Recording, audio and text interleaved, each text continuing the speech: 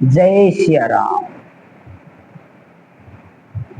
एक कथा सुना रही हूँ बहन, सुनियो और सुन के ने बताना कैसी लगती है आपको।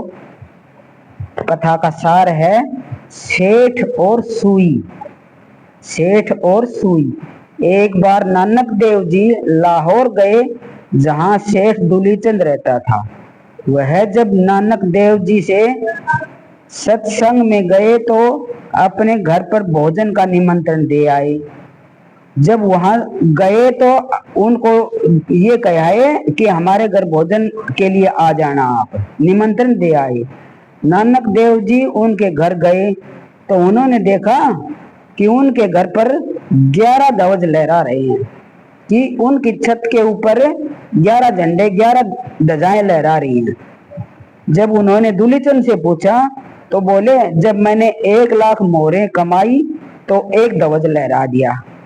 भाई 1 लाख रुपए मोहरें अगर मैंने कमाई हैं, जब मैंने एक झंडा छत पर लहरा रहा है, आज मेरे पास 11 लाख मोहरें हैं।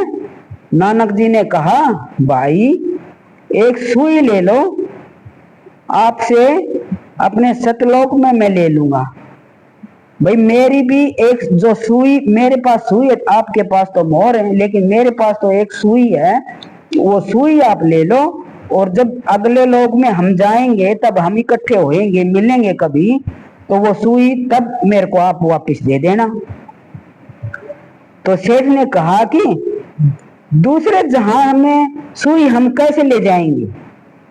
भाई दूसरे, अगर हम दूसरे जन्म में जाएंगे तो हम सुई कैसे ले जाएंगे साथ?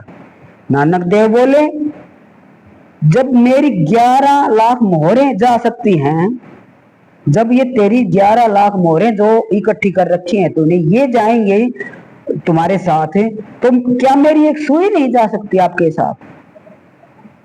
जब ये मोहरें जाएंगी तो सुई भी जाएगी। दूलीचंद सेठ ने कुछ नहीं बोला, चरणों में पड़कर कहा और उसे अपना सार धन गुरु सेवा संघ के लिए दान कर दिया।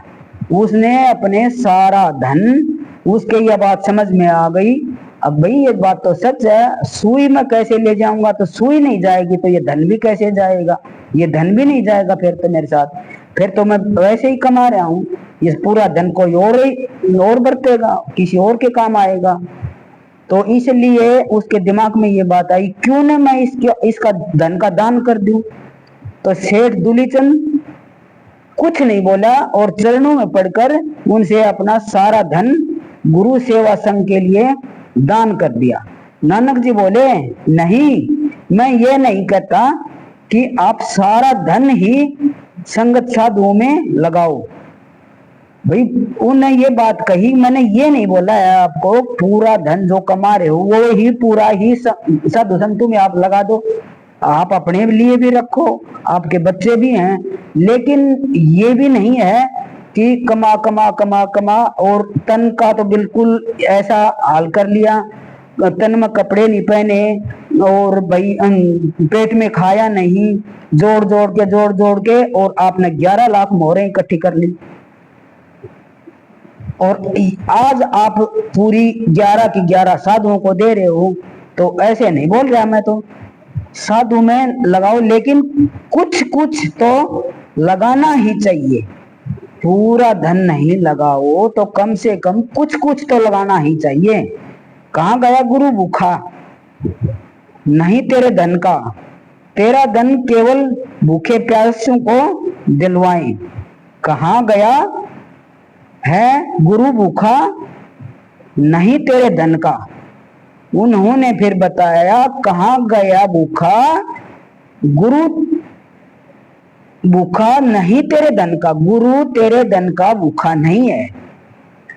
तेरा धन केवल भूखे प्यासों को ही देंगे हम, अगर देंगे तो। वो अगर साधु संता में वो जब बांटने गया है धन अपना, तब साधु संता ने कहा है कि तेरे धन के भूखे साधु संत नहीं है, हम भी भूखे गरीबों में ही बांटेंगे। तो कहानी का ये सार है, भाई धन को जोड़ जोड़ के और इकट्ठा करके और ये किसी के साथ नहीं जाएगा। इतना धन आप जोड़ो जितना आपके काम आए, और उसमें से अपनी कमाई में से ज्यादा नहीं तो 10% तो आपको साधु संतों को, भूखे गरीबों में बांटना भी चाहिए, आपको दान भी करना चाहिए।